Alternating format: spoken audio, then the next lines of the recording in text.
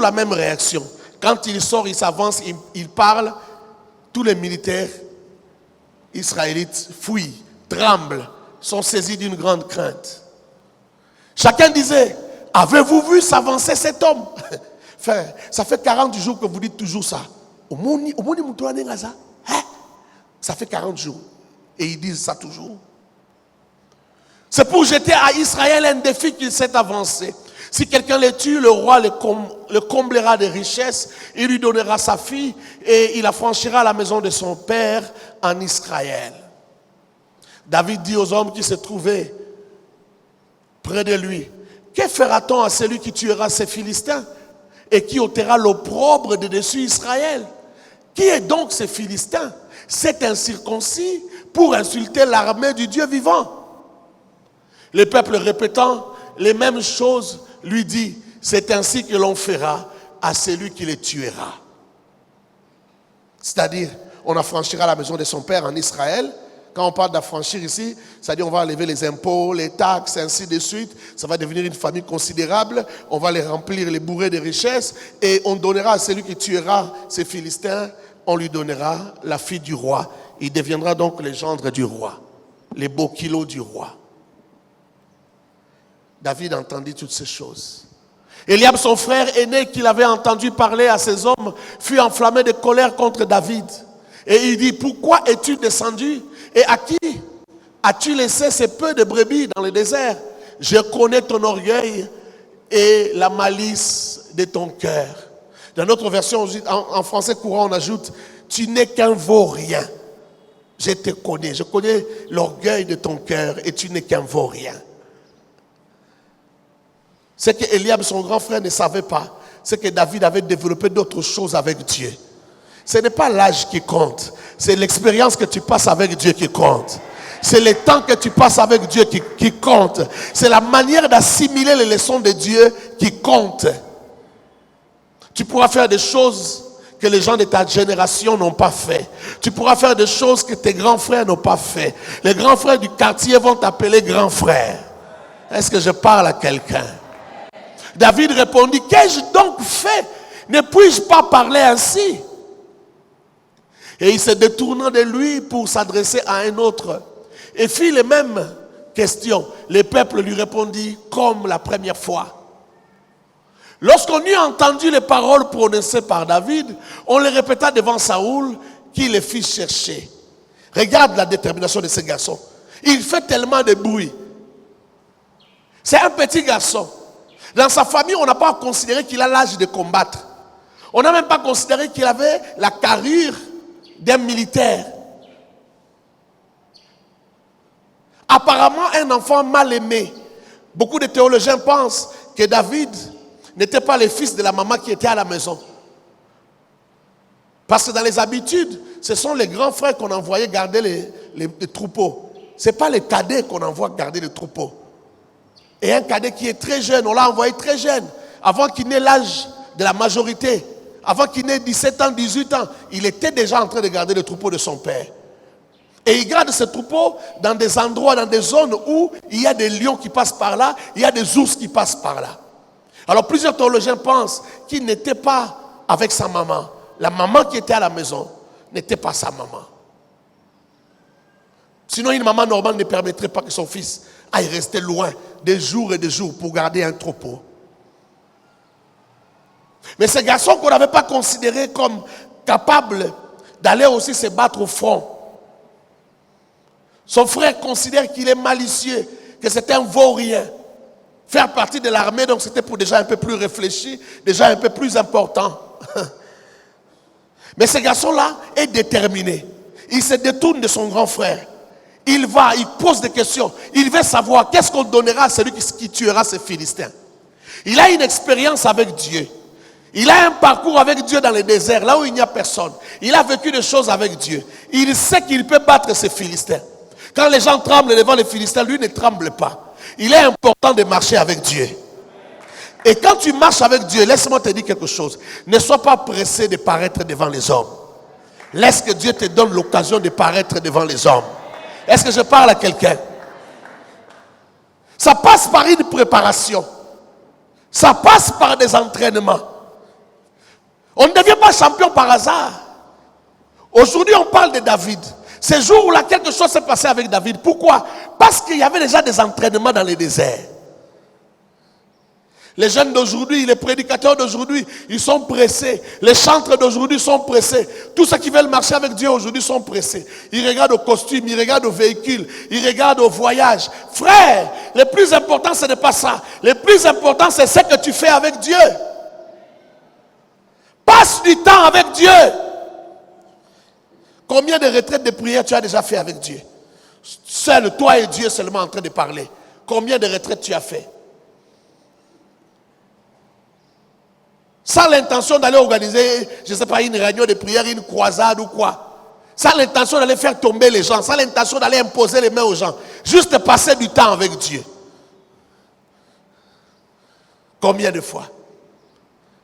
Lorsque tu prieras pour quelqu'un et que les miomes vont disparaître, ne sois pas pressé de les publier. Ne sois pas pressé d'aller les dire à tout le monde. C'est le temps des ours et des lions. Attends, Dieu te donnera le temps de Goliath. Le temps de Goliath viendra. Le temps où tu feras tomber Goliath viendra. Lorsque Dieu te cache, laisse-toi cacher. Aujourd'hui, on veut publier le temps des ours. On veut publier le temps des lions. Comme il y a Facebook, comme il y a ceci, il y a cela. Ne te vends pas, laisse Dieu te vendre lui-même. Ne sois pas pressé, frère. Tu auras le temps, tu auras le temps. Je parle à quelqu'un, je dis tu auras le temps. Tu auras le temps. Mais David a eu un parcours avec Dieu. Est-ce qu'on peut avoir les textes? David a eu un parcours avec Dieu. Ce qui l'a rendu déterminé. Au point que le roi va les chercher. Le roi va dire, je veux voir ce garçon. C'est ce qu'il avait vécu. Il avait un courage. Il dit, je vais le faire. Je vais le faire. Je vais le faire. Finalement, on est allé dire au roi qu'il y a un garçon ici qui dit qu'il va le faire. Le texte n'est pas prêt. Il y a un garçon ici qui dit qu'il peut le faire, qu'il va le faire. Lorsqu'on y a entendu les paroles prononcées par David, on les rapporta devant Saoul, qui les fit chercher. Verset 32. David dit à Saoul, que personne ne se décourage à cause de ces Philistins, ton serviteur ira se battre avec lui. Waouh, quelle foi ferme. Quand il rencontre le roi, alors qu'il sait que tout le monde tremble, il dit au roi que personne ne se décourage. Ton serviteur que tu vois ici ira se battre contre les Philistins. Mais quand le roi le regarde, il voit un jeune garçon qui a à peine 17 ans, qui est encore tout doux, tout beau, avec des cheveux roux. C'est un blanc. Il a des cheveux roux. Il a un joli visage. Un visage innocent. C'est toi qui vas aller te battre. Il dit oui, c'est moi. Le roi dit non, toi tu n'es qu'un enfant. Toi tu n'es qu'un enfant. Mais David est tellement déterminé qu'il va insister. Est-ce que je parle à quelqu'un? Ce que le roi lui dit, ça ne lui fait pas peur. Ça ne l'arrête pas. Ça ne le décourage pas. Que personne ne se décourage à cause de ces Philistins. Ton serviteur ira se battre avec lui. 33. Saoul dit à David, tu ne peux pas aller te battre avec ces Philistins, car tu es un enfant. Donc quand il les regarde, il voit un enfant. Il dit, tu es un enfant. Et il est un homme de guerre dès sa jeunesse. Mais David reste déterminé. Frère, quand tu es déterminé dans la vie, rien ne t'arrêtera. Tu ne peux pas avancer, dire je ferai de grandes choses. Il n'y a aucune détermination en toi. Quand on est déterminé, on avance. On prend des risques. Sans risque, on n'arrive à rien. Est-ce que je parle à quelqu'un? Les gens ont peur de prendre des risques à cause de ce qui peut arriver. Mais quand tu ne prends aucun risque, tu prends tous les risques. Quelqu'un m'a-t-il compris? J'ai dit quand tu prends aucun risque, tu prends tous les risques. Parce que quand tu ne prends aucun risque, tu prends le risque de devenir pauvre. Tu prends le risque d'échouer toute ta vie. Parce que celui qui ne fait rien va échouer. Si tu ne fais rien parce que tu as peur de ce qui peut arriver, des risques que tu peux prendre, alors tu prends tous les risques de la vie. Il ne faut jamais oublier ça.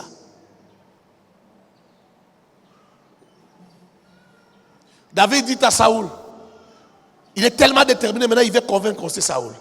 Il est passé par des étapes, il n'a pas battu Goliath comme ça facilement, non, il est passé par des étapes. Ton serviteur faisait paître les brebis de son père, et quand un lion ou un ours venait en enlever une du troupeau, je courais après lui, je le frappais et j'arrachais la brebis de sa gueule. S'il se dressait contre moi, je le saisissais par la gorge, je le frappais et je le tuais. Il est en train maintenant d'essayer de convaincre Saoul. Et son histoire est vraie. Son histoire est authentique. C'est pourquoi il n'a pas peur, il ne tremble pas devant Goliath. Goliath ne l'effraie pas. Il a déjà tué l'ours et le lion. C'est ainsi que ton serviteur a terrassé le lion et l'ours. Et il en sera du Philistin, de cet incirconcis comme de l'un d'eux, car il a insulté l'armée du Dieu vivant. Vous savez, quand on est déterminé dans la vie, ses yeux seront ouverts, même sur des choses que les autres ne voient pas. Les autres tremblaient, fouillaient, en oubliant qu'il a insulté, il a défié le Dieu d'Israël. Il a défié le Dieu vivant, le Dieu des armées. Mais lui, un petit garçon, il a vu cette dimension. Ses yeux sont ouverts parce que c'est un garçon déterminé. Quand on est déterminé, on cherche le trou, la voie par laquelle on peut entrer. Lui a trouvé la voie par laquelle il peut entrer. Il dit, comme cet homme a injurié Dieu, comme cet homme a défié Dieu, donc je peux profiter, m'appuyer sur Dieu pour les battre. Parce qu'il a maintenant un problème personnel avec Dieu. Il n'a pas seulement un problème avec les hommes, mais maintenant il a un problème avec Dieu. Lui voit ça. Alors que les grands qui étaient là, des vieux ne voyaient pas ça. David dit encore, l'Éternel qui m'a délivré de la griffe du lion et de la patte de l'ours me délivrera aussi de la main de ces Philistins. Oh frère, tu dois avoir une expérience avec Dieu. Tu dois chercher Dieu dans ta vie. Ne cherche pas Dieu seulement quand tu as des problèmes. Cherche Dieu même quand tu n'as pas de problèmes.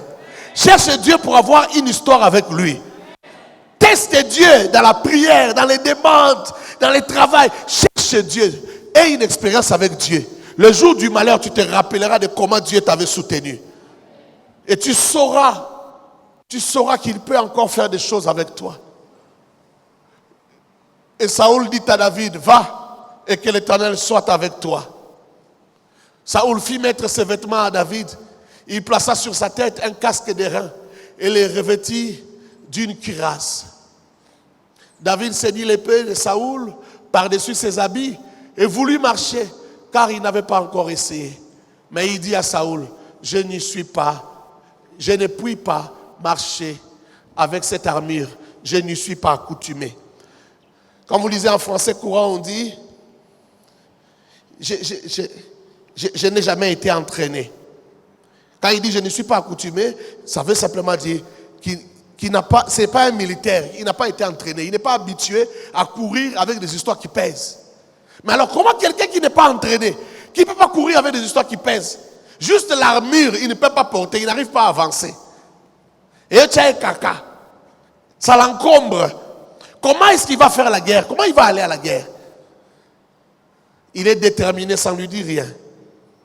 Ça ne l'empêche pas. Un homme déterminé, les échecs ne l'arrêtent pas. Les échecs ne le découragent pas. Est-ce que je parle à une grande femme ici? Est-ce que je parle à une femme qui a un grand avenir? Les échecs ne t'arrêteront pas. Les échecs, malgré les échecs, tu vas continuer à avancer. Tu vas continuer à apprendre. Tu vas continuer à croire que ça peut arriver. Tu vas continuer à croire que tu peux faire de grandes choses. Malgré les échecs, ce n'est pas parce que tu as échoué 2 fois, tu as échoué 3 fois, que tu es devenu un homme à échec ou une femme à échec, ou que tu es devenu toi-même un échec. Même si les hommes te disent, tu es un échec, il faut répondre, je ne suis pas un échec. Je suis une arme de Dieu. Et je suis une arme redoutable. Je suis un plan de Dieu. Je suis une réponse de Dieu pour ma génération. Je suis une réponse de Dieu pour mon pays. Je suis une réponse de Dieu pour plusieurs. Et parfois il faut le dire, il faut le dire. Quand on parle sur toi, on dit des choses négatives, il faut que ta bouche aussi s'ouvre et que tu parles aussi. Il y a des paroles qu'il ne faut jamais laisser que ça te colle à la peau, que ça colle à ton esprit. Non, il faut les refouler avec des paroles positives, avec des paroles de déclaration, avec des décrets, des décrets. Tu décrètes de ta bouche.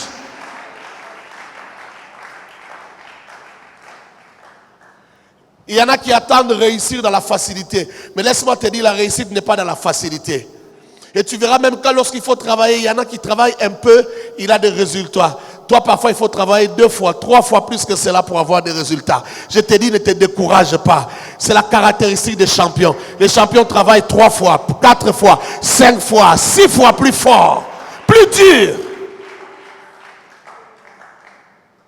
Parfois, j'ai entendu des gens dire, ah, pourquoi moi, pour que je puisse avoir quelque chose, il faut toujours que je souffre. Oh frère, c'est la caractéristique des champions. Dieu sait que tu peux y arriver. Dieu sait que tu peux y arriver. Tu peux aller au-delà de ça. Est-ce que je parle à quelqu'un?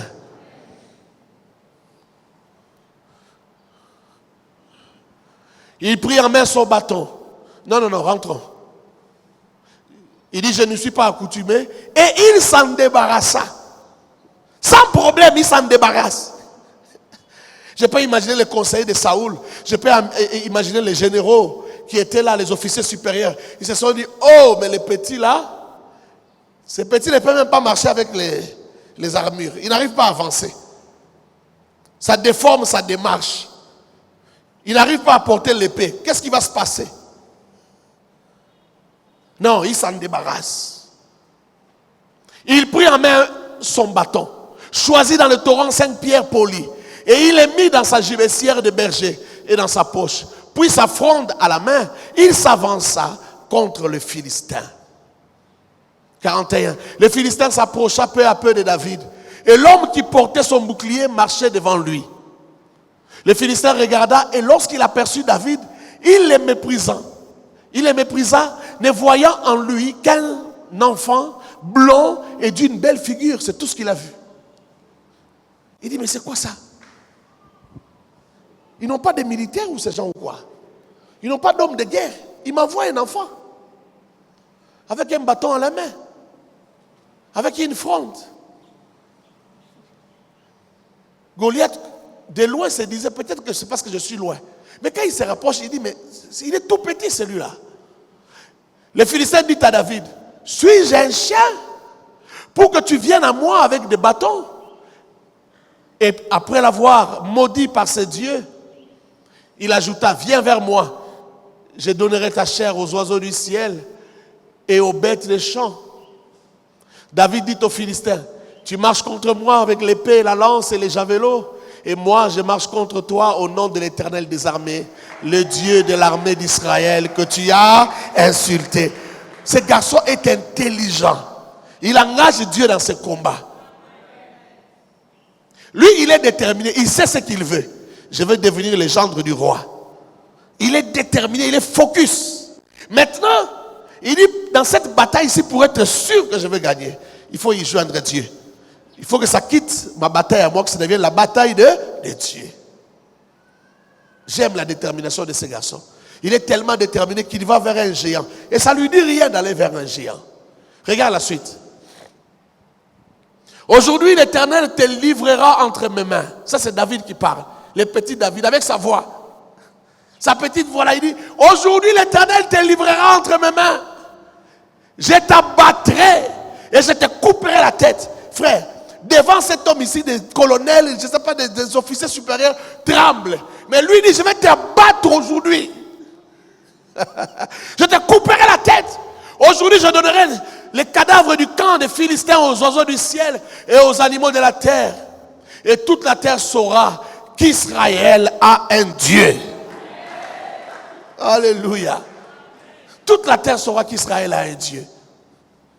Et toute cette multitude, dans d'autres versions, le verset 47, on commence par dire, et les hommes d'Israël, pas seulement la multitude, les hommes d'Israël.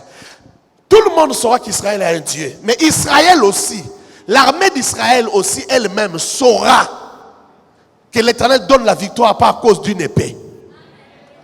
Est-ce que je parle à quelqu'un? Donc David, ce garçon, ce petit garçon, qui n'a jamais été à la guerre, est venu enseigner à l'armée d'Israël que l'Éternel peut donner la victoire sans une épée. Lorsqu'on n'a pas une foi ferme, sa détermination sera aussi molle. Sa détermination sera faible. Pour faire de grandes choses, il faut avoir une grande foi. C'est cette grande foi qui va nourrir ta détermination. Toute cette multitude saura que ce n'est ni par l'épée, ni par la lance que l'Éternel sauve. Là, il parle d'Israël. Il faut lire ça dans d'autres versions. Il parle d'Israël quand il parle de la multitude. Donc Israël saura. Aujourd'hui, je vais enseigner à l'armée d'Israël que Dieu, quand il veut donner la victoire, il n'a pas besoin d'une épée, il n'a pas besoin de la lance. Je vais enseigner à Israël. Car la victoire appartient à l'Éternel et il vous livre entre nos mains. Oh frère, j'insiste encore maman, il faut avoir une expérience avec Dieu. Tu dois travailler des expériences avec Dieu. Passe des moments de prière, des moments de temps où tu cherches Dieu, des moments où tu lis la Bible, tu passes du temps. Tu dis, bon, je décrète 10 jours, je serai en prière, je vais chercher la face de Dieu. Vis des choses avec Dieu. Vis des résultats avec Dieu. Ces choses-là vont nourrir ta foi. Ces choses-là vont t'enseigner sur Dieu. Tu connaîtras Dieu différemment. Tu auras une autre expérience de Dieu. Ces garçons ici connaissaient de Dieu qu'il peut donner la victoire sans les armes. Voilà pourquoi quand ils se débarrassent des habits, des armures de Saoul, ça ne les dérange pas. Ça ne change pas sa confiance intérieure. Il sait, il a son assurance. Il dit, c'est pas ça qui donne la victoire. Mais les militaires ne savent pas ça. Mais lui sait que ce n'est pas ça qui va donner la victoire. Parce qu'il a une expérience avec Dieu. Aussitôt que les Philistins s'est mis en mouvement pour marcher au devant de David, David courut sur le champ de bataille à la rencontre du Philistin. Est-ce qu'on peut acclamer Dieu pour ça? Alléluia.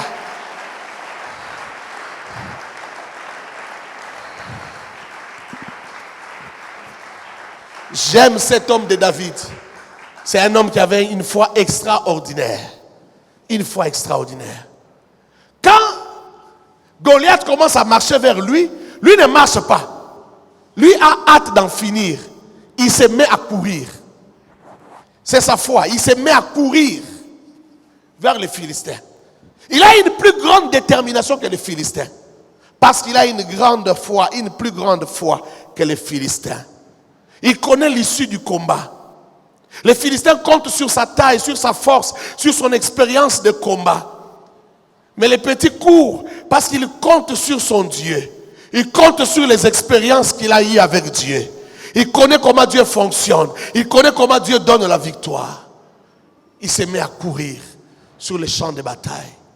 Il mit la main dans sa gibecière. Il prit une pierre et la lança avec sa fronde. Il frappa les Philistins au front. Et la pierre s'enfonça dans le front du Philistin qui tomba le visage contre terre. Ainsi, avec une fronde et une pierre, David fut plus fort que les Philistins.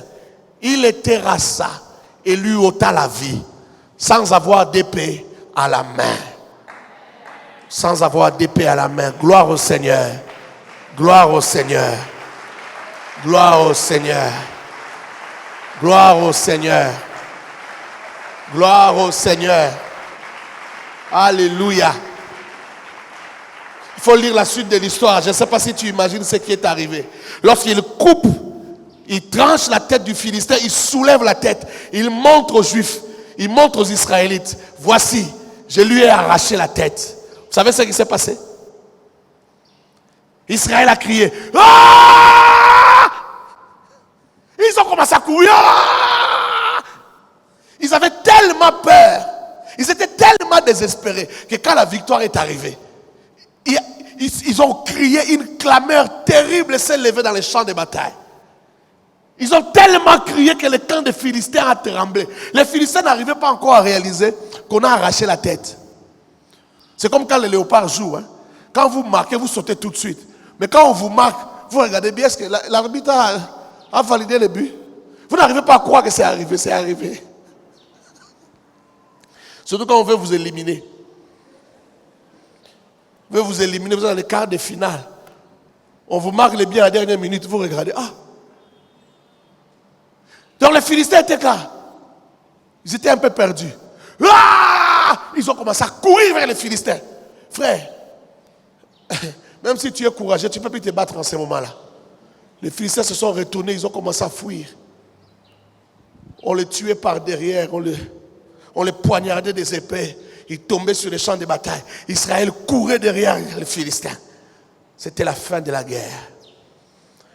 Israël a été vainqueur de ses ennemis à cause de la détermination d'un petit garçon. Le monde a besoin de ce genre de ces petits garçons. Il y a beaucoup de défis à relever dans la vie. Et on a besoin de ce genre de personnes. Ce n'est pas la provision de Dieu qui manque. Ce sont des hommes qui manquent.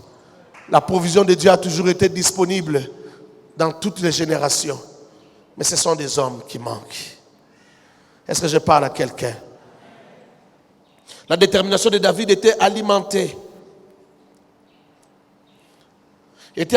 Par, le souci d'effacer l'opprobre qui était jeté sur l'armée d'Israël et sur le Dieu d'Israël.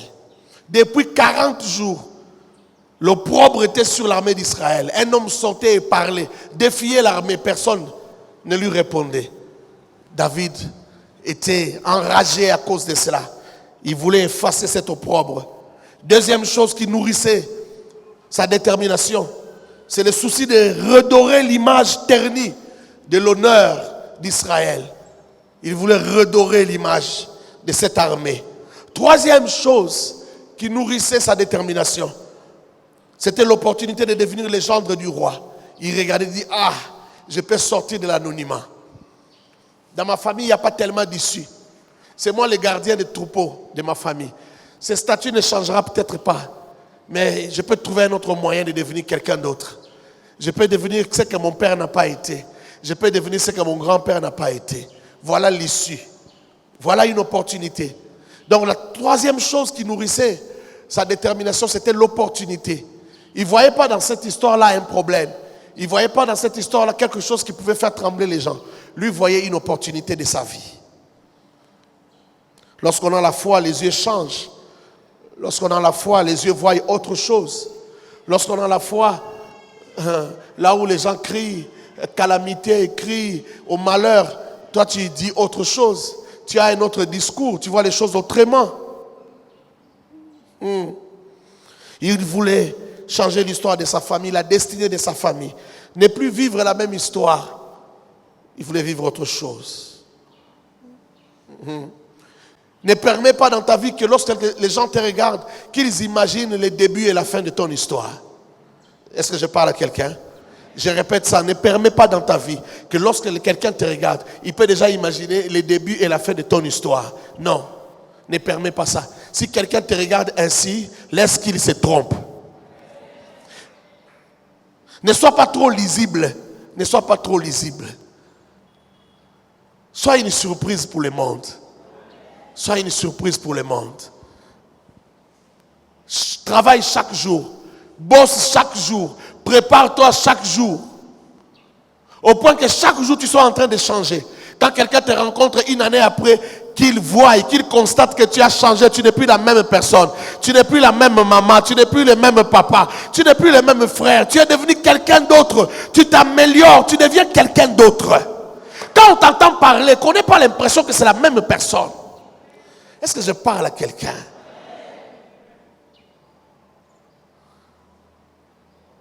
Nourris ton esprit. Nourris ton âme. Nourris tes pensées. Fais entrer en toi de nouvelles choses. Une nouvelle manière de voir, une nouvelle manière de comprendre. Ne reste pas la même personne. Je t'interdis de rester la même personne. Ne reste pas la même personne. Sinon tu vivras la même histoire. Quand les gens te regardent, il ne faut pas qu'ils aient l'impression que tu ne changes pas. Tu n'es pas rabbi, il n'y a que Jésus-Christ qui est rabbi. Il n'y a que lui qui ne change pas. Tu sais pourquoi il ne change pas? Parce qu'il est déjà Dieu, il a déjà atteint le top niveau. Au-dessus de lui, il n'y a rien. C'est le plus haut niveau. C'est pourquoi il ne change plus. Mais toi, devant toi, il y a de la distance. Il y a de l'espace libre. Tu dois continuer à monter. Je parle à quelqu'un, je dis continue à monter. Je dis continue à monter. Je dis continue à grimper. Continue à grimper. Avant que les humains ne constatent que tu as tellement grimpé que tu es arrivé au sommet. Il faut qu'à l'intérieur de toi, tu sois déjà très haut. Parce qu'à l'extérieur, tu vivras les résultats de ce qui s'est passé à l'intérieur. Est-ce que je parle à quelqu'un? Dieu ne t'a pas appelé pour t'humilier. Dieu ne t'a pas appelé pour te déshonorer. Dieu t'a appelé pour t'honorer. Dieu t'a appelé pour t'honorer. Dieu t'a appelé pour t'honorer. Je vais le dire encore parce que quand je le dis, je vois beaucoup de choses. Je dis Dieu t'a appelé pour t'honorer. Dieu t'a appelé pour t'honorer. Est-ce que tu vois ce que je vois? Non, non, je ne crois pas que tu vois. Je dis Dieu t'a appelé pour t'honorer. Est-ce que tu vois l'honneur? Tu vois l'honneur? Tu vois une forme d'honneur devant toi?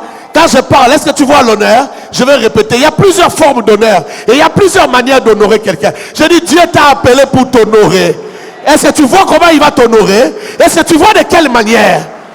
Est-ce que chacun voit quelque chose que Dieu peut faire? Je dis, Dieu t'a appelé pour t'honorer.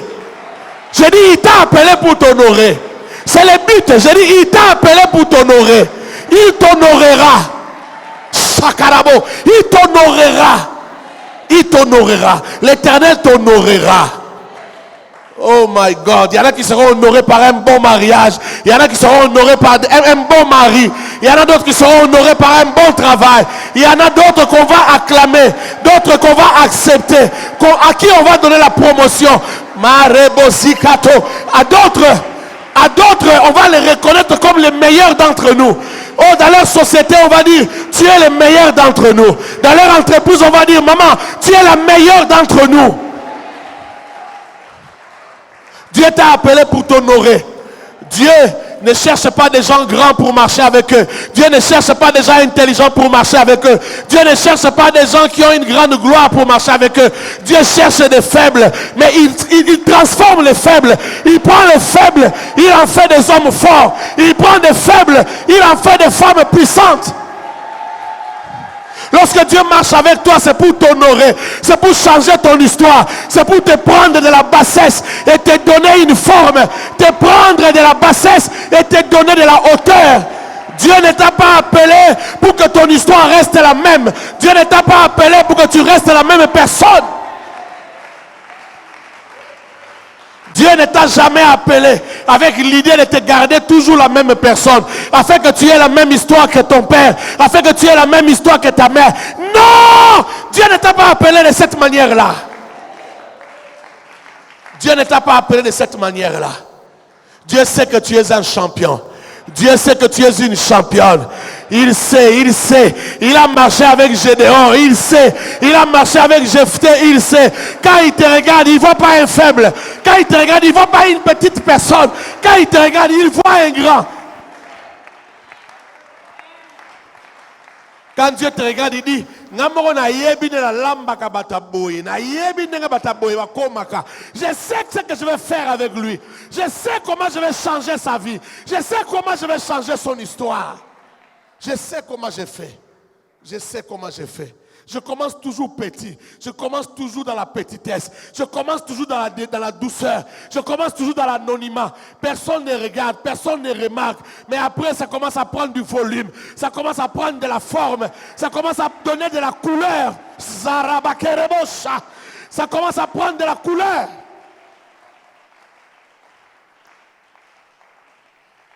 Dieu n'a pas peur de l'histoire de ta famille. Dieu n'a pas peur de ta faiblesse. Dieu n'a pas peur de tes défauts, de ta paresse. Dieu n'a pas peur de ton indiscipline. Dieu n'a pas peur de ta médiocrité. Dieu sait que tu peux changer. Il suffit que tu décides. Il suffit que tu sois déterminé. Il suffit que tu décides de changer. Il suffit que tu décides de changer d'attitude. Si tu changes d'attitude, Dieu aussi changera d'attitude envers toi. Est-ce que je parle à quelqu'un? Assieds-toi s'il te plaît.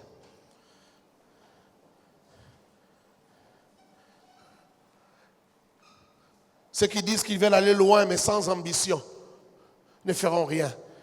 Tu veux aller loin mais tu n'as pas d'ambition. Quand tu veux aller loin, tu dois avoir une ambition. Je vais le dire encore mieux. Quand tu veux aller loin, tu dois avoir des ambitions. Qu'est-ce que tu ambitionnes? Qu'est-ce que tu vises? Tu vises quoi? Il y a des gens qui ne visent rien. En 2021, ils ne visent rien. Il n'y a pas d'ambition. Ils veulent simplement vivre. Continuer à vivre comme d'habitude. Alors ce n'est pas à toi que je parle aujourd'hui. Je parle aux gens qui ont des ambitions.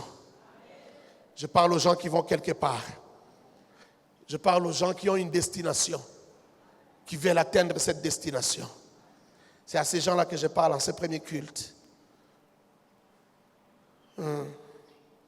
Ceux qui disent qu'ils veulent aller loin, mais sans une préparation, sans sacrifice et engagement, non plus ne feront pas grand-chose. Si tu dis que tu veux aller loin, si tu dis que tu veux vivre autre chose, que 2021 doit être différente, si alors tu le dis, il faut que tu aies de l'engagement. Il faut que tu te sacrifies. Il faut des sacrifices. Il faut une préparation. Je t'ai dit, il faut cultiver une expérience, des expériences avec Dieu. Tu n'as pas besoin seulement que Dieu vienne te dire, maintenant fais 8 jours de jeûne et prière. Quand Dieu vient te dire, fais 8 jours de jeûne et prière, soit il veut t'enseigner quelque chose, soit il veut que tu aies la puissance d'affronter un problème. Un problème qui est déjà là dans le monde spirituel. Il veut que tu l'affrontes. Si tu ne l'affrontes pas, ça va devenir physique et ça va te terrasser. Est-ce que je parle à quelqu'un? Mais tu n'as pas toujours besoin d'attendre que Dieu te parle. Tu peux aussi faire des prières toi-même. Programmer des prières toi-même. Parce que tu veux apprendre, tu veux faire des choses avec Dieu. Tu veux vivre des expériences avec Dieu. Tu veux affronter certains défis toi-même. Il y a des défis dans ta famille. Quand tu les regardes, tu peux aussi les défier. Tu n'as pas besoin que Dieu vienne te dire qu'il y a un défi. Non, tu peux défier les défis de ta famille. Tu dis, pourquoi dans ma famille les gens n'enfantent pas? Pourquoi dans ma famille les gens n'enfantent que hors mariage, mais pas dans les mariages? Pourquoi dans ma famille il y a tel problème et tel autre problème? Je vais affronter ça. Maintenant, je vais entrer en prière pour ça. Je vais prier, je vais affronter ça jusqu'à ce que je vais le vaincre. Tu fais 8 jours de prière, tu viens, tu pries, tu déclares, ça ne marche toujours pas, tu rentres encore, tu continues. Tu fais des expériences avec Dieu. Est-ce que je parle à quelqu'un? Bats-toi, je parle à quelqu'un, je dis bats-toi. Cette année, bats-toi. Je dis encore bats-toi. Cherche Dieu comme tu ne l'as jamais cherché avant. Bats-toi, bats-toi, bats-toi. Frappe, frappe encore. Ne t'arrête pas, ne frappe pas comme on frappe l'air, mais frappe comme si tu frappais un sac. Frappe, donne des coups. Donne des vrais coups.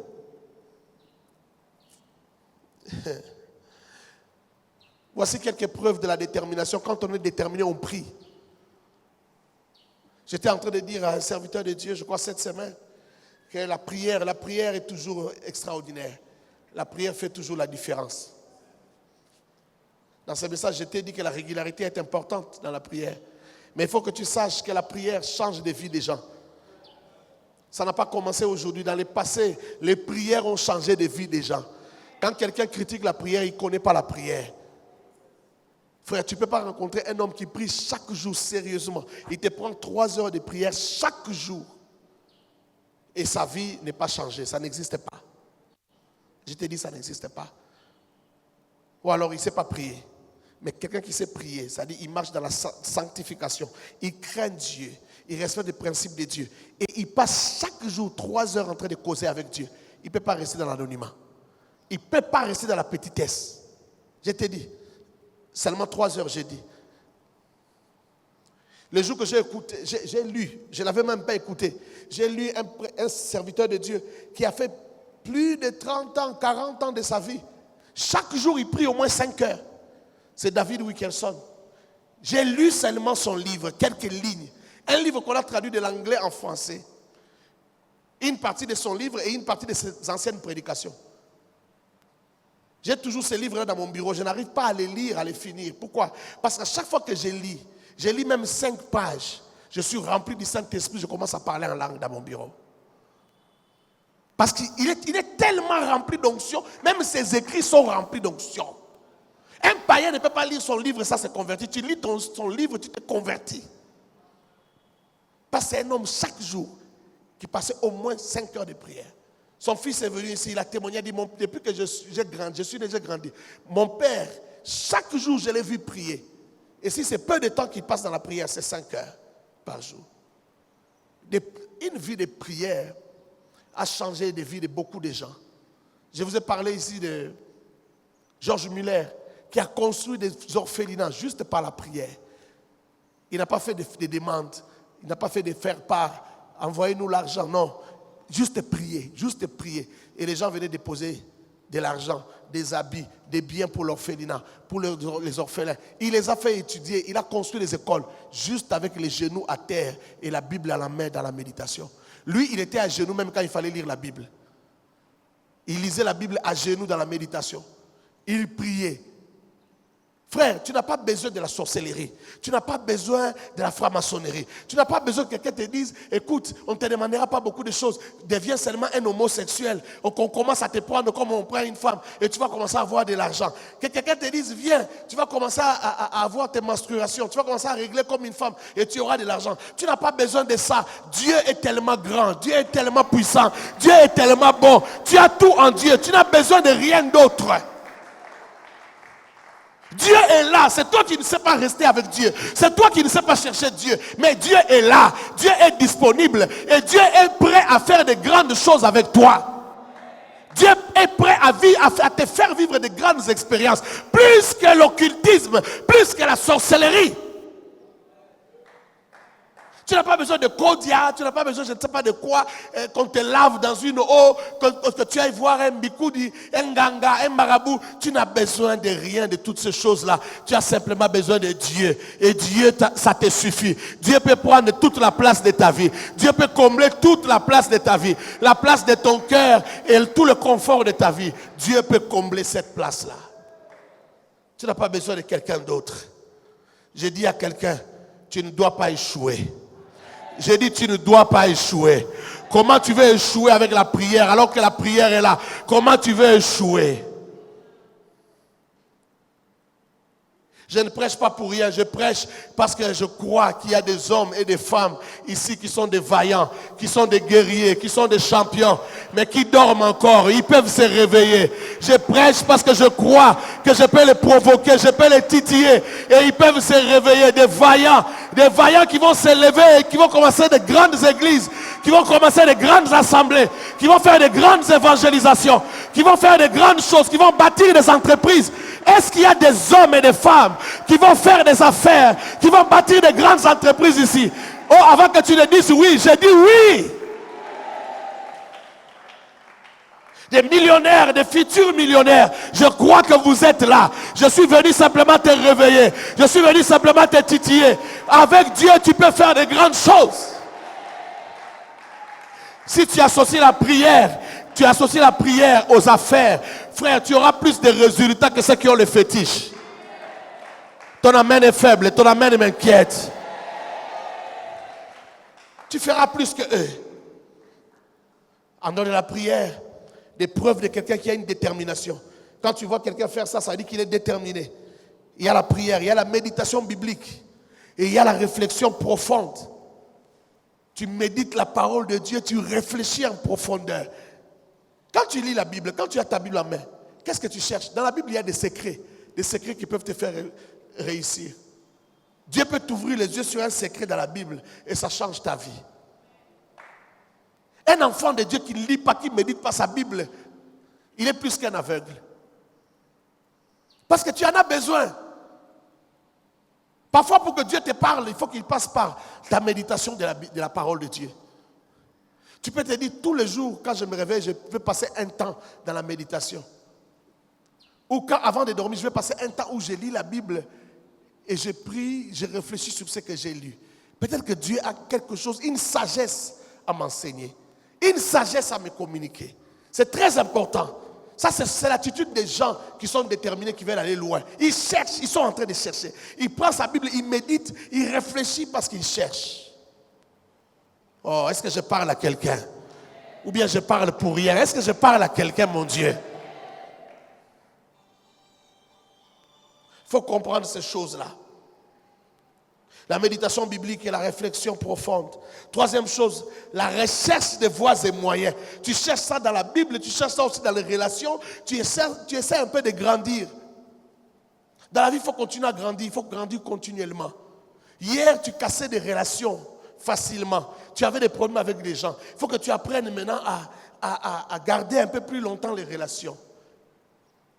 Il faut que tu grandisses, que tu comprennes que dans la vie, parfois, des gens que tu rencontres sur ton chemin, c'est peut-être des provisions pour l'avenir.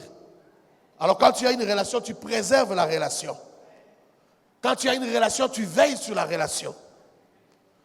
Mukolo apanzara ba relation et timona mukete. Il faut savoir conserver les relations. Il faut savoir garder des relations pour 25 ans, pour 30 ans, pour 40 ans. C'est important dans la vie. Tu cherches. Tu cherches, tu dis, qu'est-ce qui peut faire que les gens réussissent? Pourquoi certaines personnes ont réussi? Leur secret, c'était quoi? Le secret de certaines personnes, c'était simplement la manière de préserver les relations. Une relation aujourd'hui peut ne pas payer, mais après 10 ans, elle peut payer. Est-ce que je parle à quelqu'un? La manière dont tu entretiens une bonne relation avec quelqu'un, ça peut faire que tu réussisses demain. Alors, la recherche des voies et moyens, c'est une preuve que la personne est déterminée. Il faut garder le cap, il faut garder la constance dans cette détermination. Quatrième chose, la spécialisation. J'ai déjà parlé de la spécialisation ici. La vie appartient aux spécialistes, c'est-à-dire aux gens qui ne sont pas très nombreux, aux gens qui font les choses pas comme tout le monde. Il ne faut pas rester généraliste. Il y a beaucoup de généralistes, mais les spécialistes, il y en a peu. Quelqu'un, lui, on sait que à cet angle-ci, si lui a les ballons, il va marquer. C'est sa spécialité. On regarde les matchs, l'arbitre regarde les matchs, comment ça évolue. Il dit non, c'est maintenant le moment de faire entrer tel. Parce que si lui entre, il va marquer des buts. L'issue du match ne sera plus le même. C'est parce que c'est un spécialiste en ce genre de choses. On dit, pour le coup franc, il faut provoquer maintenant des coups francs. Parce qu'il y a un spécialiste de coups francs. Lui, quand il a le coup franc, même s'il reste 30 secondes de la fin du match, il peut marquer encore. La Bible dit, si un homme est habile, il se tiendra devant des rois. On peut avoir plusieurs cordonniers, mais le meilleur des cordonniers rencontrera le roi. Parce que le roi aussi a besoin d'un cordonnier. Mais il ne cherche pas n'importe quel cordonnier, il cherche les meilleurs, les spécialistes. Est-ce que je parle à quelqu'un? Alors il faut développer un talent, quelque chose que tu as, une connaissance. Il faut la spécialiser, cette connaissance. Le jour que quelqu'un te rencontre, le jour que le roi te rencontre, il dit non, je cherchais quelqu'un comme toi. Tu es particulier. Tu es intelligent. Tu sais parler.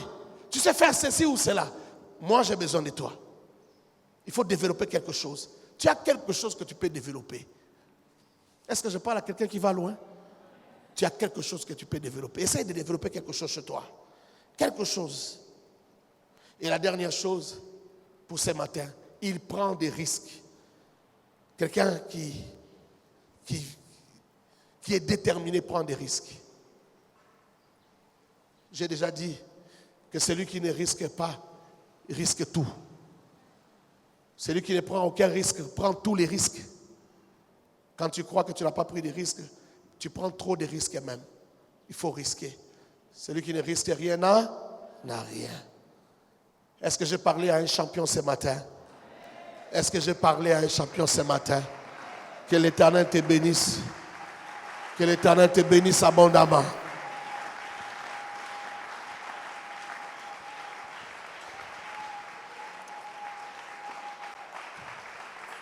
J'attends que tu acclames le Seigneur.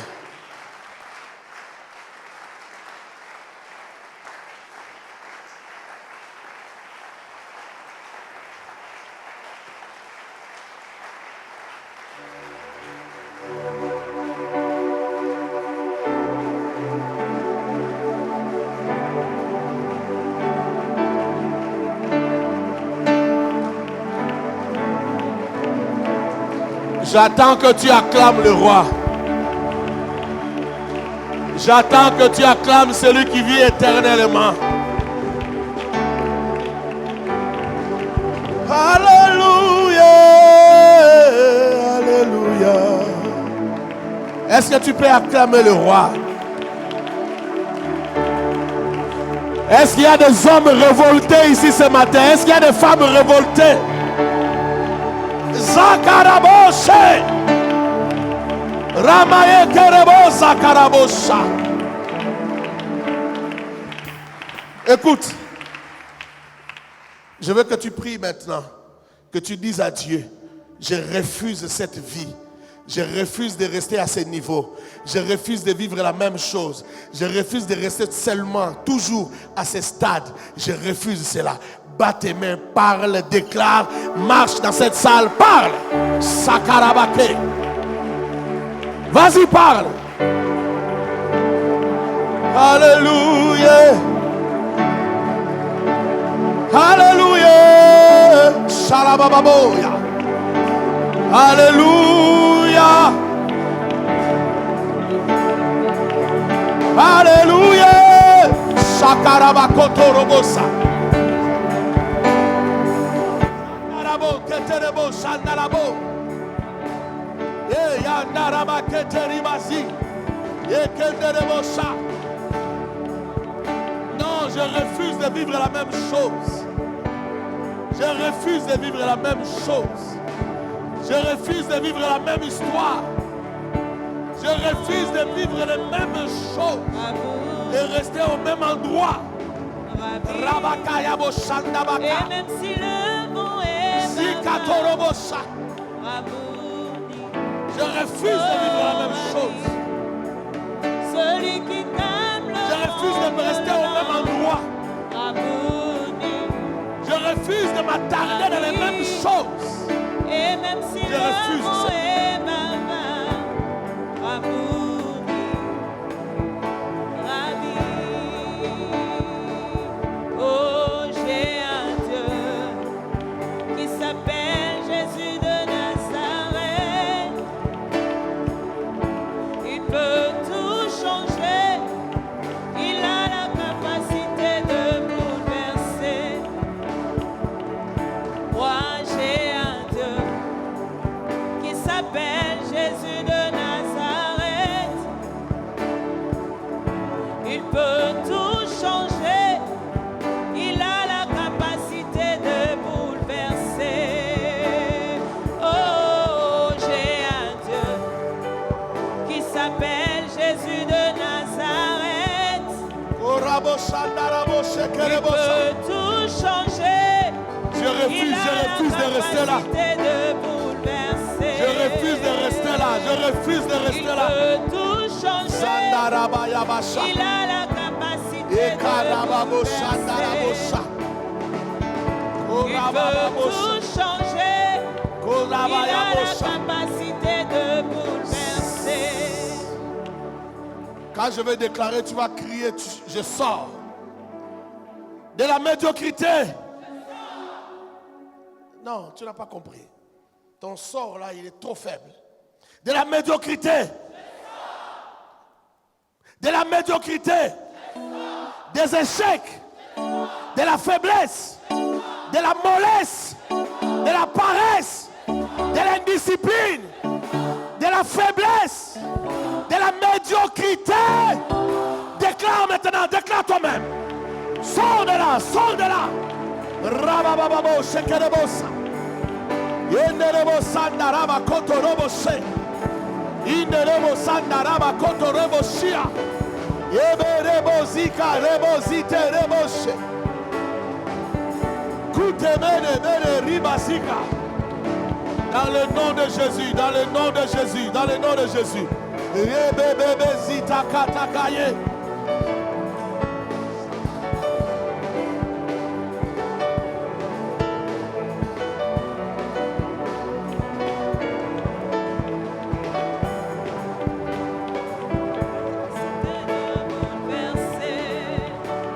Oh, il peut tout changer. Il a la capacité de bouleverser. Alléluia. Amen. Amen.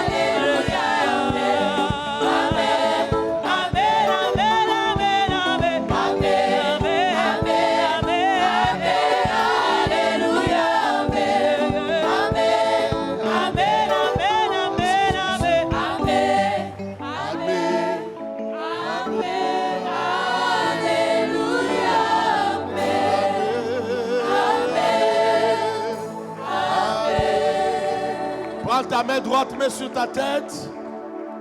Mets ta main droite sur ta tête. Parle, déclare, bénis-toi. Comme si tu bénissais quelqu'un d'autre. Bénis-toi, fais-les bien, fais-les sérieusement. Parle sur ta vie, déclare sur ta vie. Déclare les choses qui vont arriver. Vas-y, parle. Parle à haute voix, n'aie pas honte qu'on t'écoute. Si tu crois que ces choses que tu dis vont arriver, parle.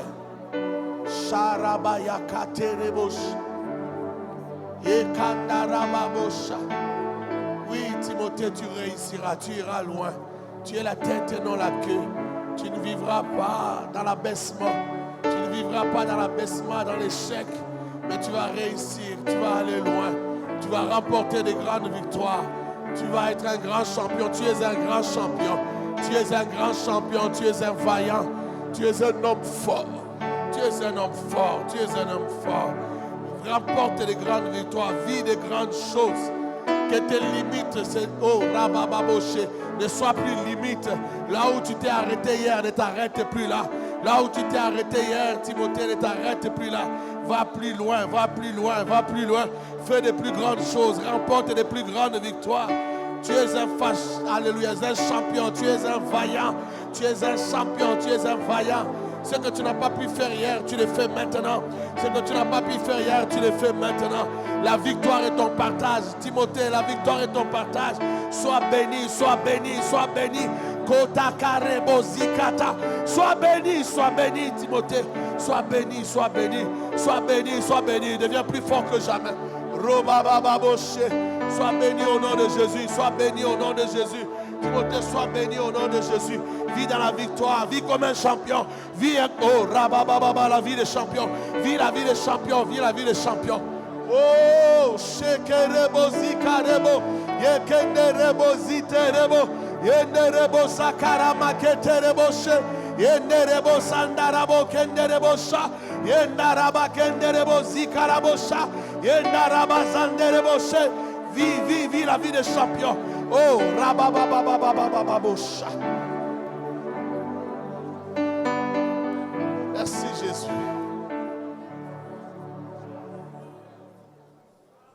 Que Dieu te fasse baigner dans la victoire. Oh, que Dieu t'amène à vivre ta vie de champion. Que le vaillant qui dort en toi se réveille. Que l'homme fort qui dort en toi se réveille. Que la femme puissante qui dort en toi se réveille. Que Dieu te donne la force des buffles. Qu'Élohim te donne la force des buffles. Qu'il rende ton front comme les diamants, dur comme les diamants. Que Dieu te fortifie. Que l'Éternel t'encourage lui-même. Que l'Éternel te réveille lui-même. Que l'Éternel te fasse croire que c'est possible. Que tu t'engages, que tu t'élèves, que tu t'engages dans un combat et que la victoire soit ton partage. Deviens cet homme fort que l'humanité attend, que la création soupire et attend. Shurabaya. Deviens cette femme puissante que l'humanité attend. Que le bonheur et la grâce t'accompagnent tous les jours de ta vie. Dans le nom précieux et glorieux de Jésus. Amen.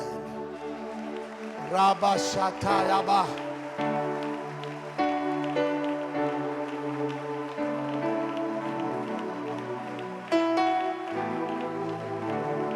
Merci Jésus.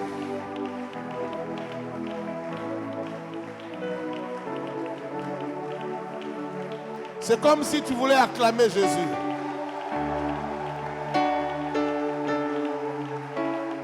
Merci Seigneur. Tu peux t'asseoir. Que Dieu vous bénisse abondamment. Nous voulons offrir au Seigneur.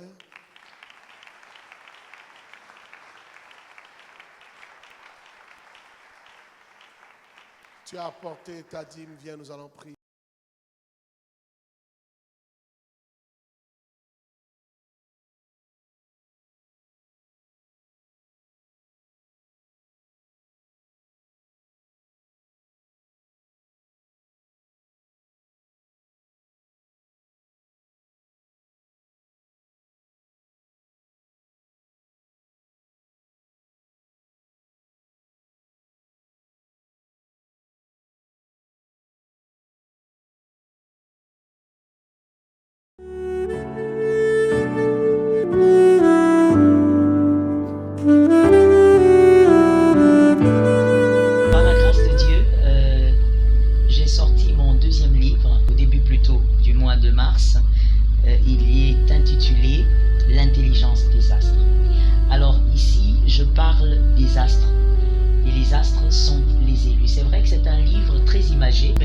lorsqu'on est enfant de Dieu et qu'on lit la parole de Dieu, on arrive très bien à s'y retrouver. Et donc ici, les astres, il s'agit simplement des élus. Ceux qui ont été choisis par Dieu, ceux qui sont enfants de Dieu, ce sont les astres. Je ne suis pas la première à le dire, l'apôtre Paul dans la parole nous appelle des astres. Et donc, je parle des élus, je parle des combats des élus, je parle des rêves des élus, de la puissance, de la vision d'un élu, et je parle aussi de tout ce qui entoure des fois la vie des élus qu'on n'arrive pas des fois à partager avec les autres. C'est qu'on voit des fois dans les rêves qu'on n'arrive pas forcément à partager, et j'explique quelle est la volonté de Dieu pour l'élu et comment vaincre le combat de l'élu en tant qu'astre sur la terre. Et évidemment, puisqu'on est un astre, comment briller? Briller alors pour impacter la vie des autres, mais n'oubliez pas que les astres, en parlant des étoiles par exemple, ne brillent que dans les ténèbres. Il n'est pas possible de voir la brillance d'un astre alors qu'il est jour. Donc, je parle aussi des ténèbres des astres. C'est que les astres affrontent tous les jours et même spirituellement. Et je crois que ça va bénir un astre qui aura l'opportunité de le vivre.